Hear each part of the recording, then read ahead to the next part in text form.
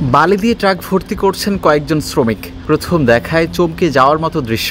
এই mini truck ভর্তি মাটি দিয়ে কি করা হবে? আবার পরের দৃশ্যতে কানে ভাসছে মেশিনের আওয়াজ। বোঝার বাকি নেই, কিছু একটা তো হচ্ছে। হ্যাঁ, মাঠ প্রস্তুত করা হচ্ছে।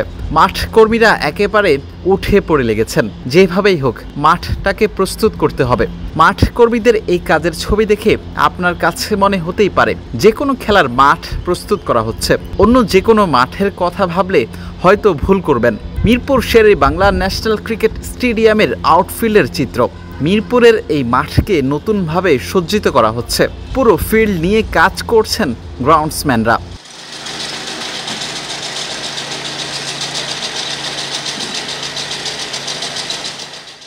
নানা সময়ে মিরপুরের উইকেট নিয়ে সমালোচনা শুনতে হয় ক্রিকেটারদের মুখ থেকেই। এই 22 গজের অভিজ্ঞতা তো সবারই আছে কম বেশি। মিরপুরের পিচ কিউরেটর গামিনী ডি সিলভাকে নিয়ে অনেক আলোচনা সমালোচনা আছে। অনেক সময়ই বলা হয়ে থাকে হোম অ্যাডভান্টেজ নেওয়ার জন্যই মিরপুরে তৈরি করা হয়ে থাকে স্লো এবং লো উইকেট। আর এই মানের উইকেটে সারা বছরই প্র্যাকটিস করে থাকে বাংলাদেশ ক্রিকেটাররা। আর বিদেশে খেলতে গিয়েই ভালো মানের উইকেটে সংগ্রাম করে থাকেন শান্ত মিরাজরা। ভালো পারফরমেন্স না করার নেপথ্যে মিরপুরের উইকেটকে অনেকেই দায়ী করে থাকেন। সেই অভিযোগ মাথায় নিয়ে কি বদলে যাচ্ছে মিরপুর উইকেট কিংবা আউটফিল্ড? ক্রিকেটাররা কি পাবেন স্বস্তির সংবাদ?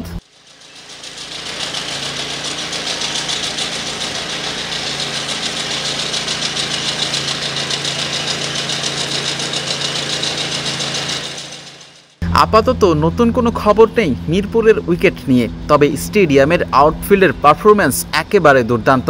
বিশ্বের অনেক স্টেডিয়ামের মধ্যেই মিরপুরের মাঠ অনেক ফাস্ট। এই মাঠকেই নতুন করে ঘষা মাজা করে সজ্জিত করা হচ্ছে। আন্তর্জাতিক কোনো সিরিজ কিংবা ঘরোয়া ক্রিকেটের যে কোনো ম্যাচ মিরপুরে থাকে ব্যস্ততা। তাই তো এই মাঠকে নিয়ে আলাদা করে কাজ করার সুযোগ মিলে না মাঠ কর্মীদের। এই মুহূর্তে বাংলাদেশ দল টেস্ট খেলছে শ্রীলঙ্কার বিপক্ষে।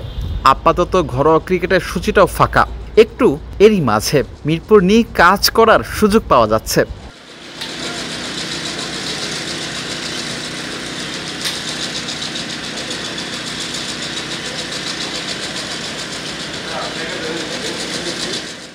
খুব বেশি বদলে যাওয়ার খবর নেই মিরপুরকে নিয়ে। যদিও উইকেট পরিবর্তনের কথা শোনা যাচ্ছে অনেক দিন ধরেই, কিন্তু এই উদ্যোগটা যেন কাগজে কলমেই আটকে আছে। মাঠের বাস্তবায়ন এখনো শুরু হয়নি।